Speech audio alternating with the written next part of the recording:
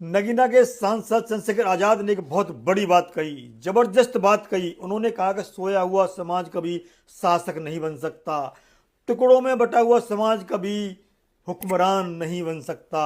साथ ही साथ उन्होंने कहा, मांगने वाला हमेशा भिखारी रहता है, कभी राजा नहीं बन सकता। देखिए वीडियो।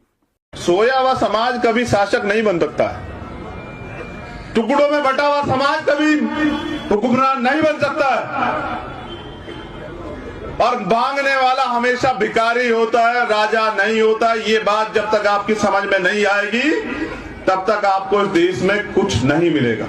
आगे चंद्रशेखर आजाद कहते हैं, समय बार बार दरवाजा नहीं खटखटाता।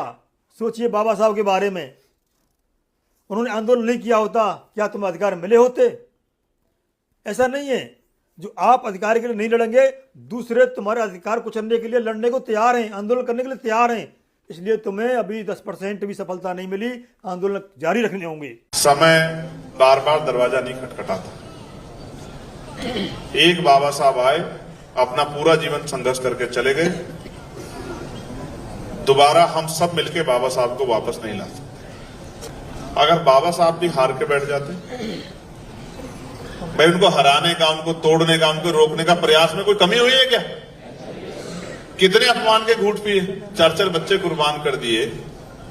जब वो अपने 4 बच्चे कुर्बान कर सकते हैं, क्या हम अपने घरों में एक बच्चा ऐसा नहीं पैदा कर सकते जिसका काम सिर्फ आंदोलन के लिए हो, जिसका जीवन सिर्फ आंदोलन के लिए हो? क्या बाबा साहब के बच्चे बच्चे नहीं थे? जब बाबा साहब ने अपने 4 बच्चे कुर्बान करके हमें यहां लाके खड़ा कर दिया, तो क्या आज हमें इतनी शक्ति क्यों कम होगी कि हम एक बच्चे को इस मूवमेंट के लिए समर्पित नहीं कर सकते?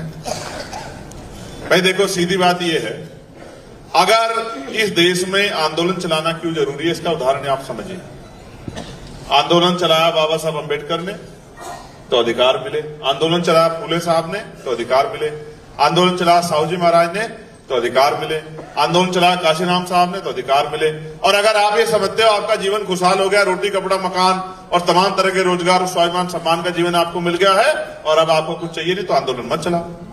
और अगर आप ये समझते हैं कि आपका 10% समाज अभी पैरों पे खड़ा हो पाया है और 90% समाज अभी गड्ढे में है, तो फिर आपको पुनः आंदोलन चलाना पड़ेगा। और आप नहीं आंदोलन चलाओगे तो आप ये समझ लो, इस देश में सिर्फ आप ही नहीं है जो आंदोलन चला रहे हैं, आपके अधिकारों को कुचलने के लिए भी यहीं से एक मजबूत आंदोलन चल रहा है। जो राजनीतिक शक्ति हासिल कर बैठा, वो आंदोलन भी यहीं से चल रहा है जो आपके अधिकारों को छीनने का काम कर रहा है। आप हमें कमेंट करके अवश्य बताएं चंद्रशेखर की ये दोनों बातें कैसी लगी। अब बने रहें द पिलर के साथ। नमस्कार। नगीना के सांसद